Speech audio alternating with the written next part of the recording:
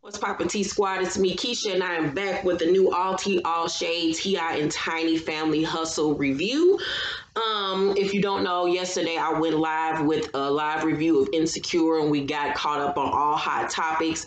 So make sure you check that video out. I also explained why I was gone for the last 2 weeks, but I'm back. Reviews, however, will be still a little slow because I'm wrapping up my next novel. As soon as my novel is done and completed, we'll get back to doing about 5 or 6 reviews, bringing back spill the tea, behind the scenes tea, all that good stuff, makeup tutorials, haul videos, all that good stuff is on the way. So just be patient with me and stay tuned.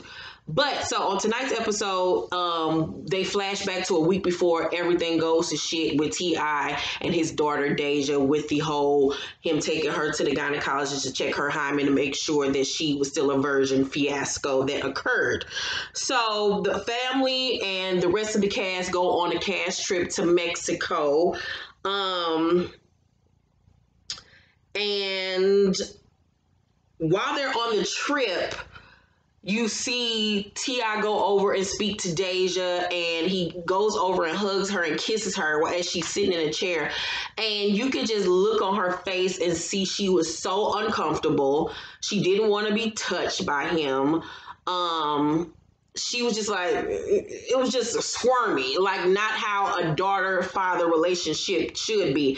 And I'm not saying it to say that he's done anything to her or whatever the case may be. But if you have been following Deja ever since this whole thing happened, she has been alluding to pretty much, not even alluding to, but just basically in a roundabout way saying that she was molested as a child. And she's even said that she's going to go into further detail when she feels more comfortable. So I don't know if this is a situation where she was touched on as a child and maybe she told, maybe T.I. and her mom or whoever didn't really take it seriously or didn't do anything. But she comes across as a girl that feels like she's looked over in this family. It seems like she comes across like she feels invisible, defeated, not protected. She is very angry, very disappointed in her father, and these were sentiments that came out of her mouth before this whole thing happened. You can tell they have a very contentious relationship. The respect is not there, and I mean, as a young lady, could you respect a man like Tip as you grow older and see him for the things that he's done?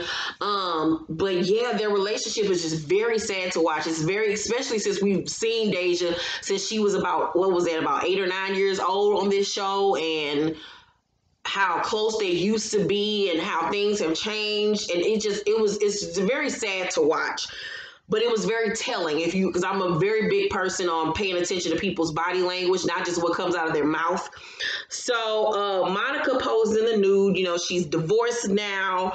She's taking control of her life. She's trying to be more free, trying to do things that she would have never done in the past.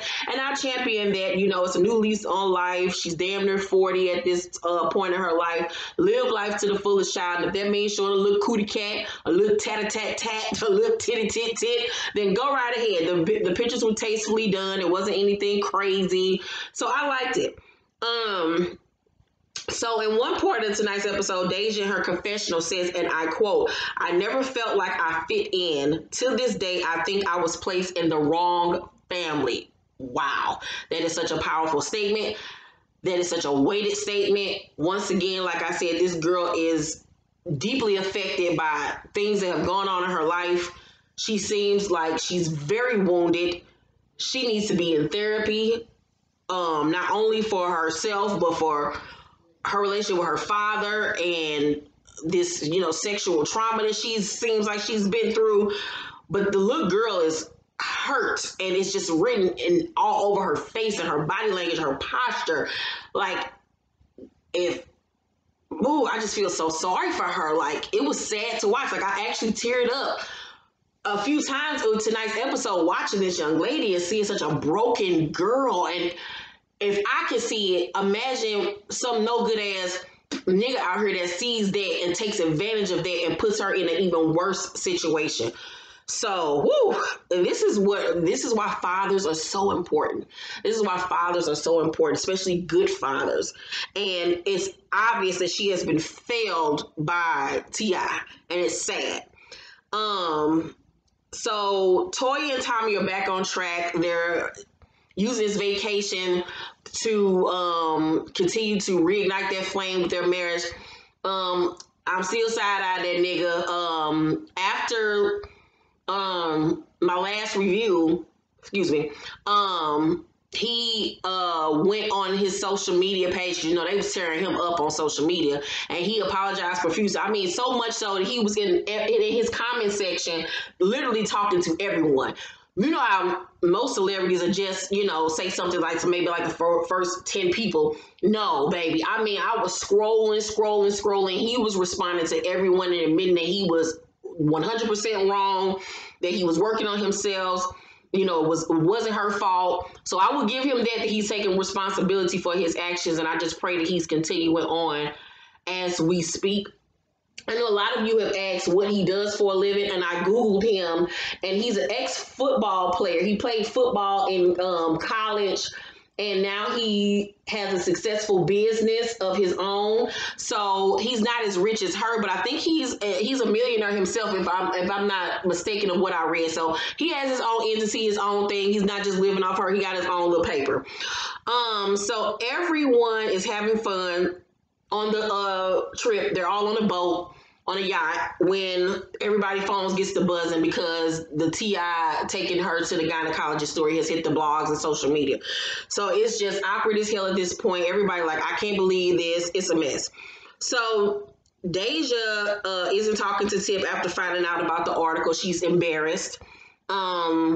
And she tells her cousins that she's trying to push it out of her head. She's just not trying to think about it. And she says her pushing things away has been a coping mechanism that she has been doing majority of her life. And I was like, that's so sad that this girl feels like she has to just not deal with things in order to exist. Like, I hope that after this happened, they got her into some type of professional help because she needs it. And she says that she's been doing that with them. She said that pushing things out of her head is something that she's been doing with them her whole life. And by them, she meant T.I., Tiny, and the rest of their family.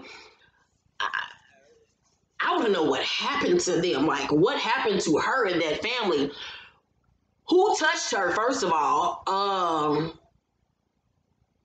It's some deep-rooted shit there. So, she says that he's been taking her to the gynecologist since she was 14 to check her hymen. She says that he praises King, though, when it comes to sex, so always making the baby daddy jokes. He gonna be a baby daddy, da-da-da-da. But he would never joke like that with her. And we've seen it on the show where he praises King, laughs about it, but then he wants to be a ruler, a dictator when it comes to the girls and their bodies. Even after this whole thing blew up in his face and he went on Red Table Talk, I still didn't even feel like Jada and them really held him to the fire and really held him accountable. I honestly don't even think he really still honestly gets it. Maybe he does. Prayerfully he does. Her cousins tell her to talk to him, and she says that she won't be able to get through to him and connect because he always plays victim. Woo, she got some real strong feelings when it comes to her daddy. She say, I don't care to be around him right now. I'll be a better parent. I'm not saying he's a bad parent, but I'm just saying when it comes to stuff like this, I'm going to be more connected mentally and emotionally. I don't want to say I look at him differently, but, and then she starts to cry.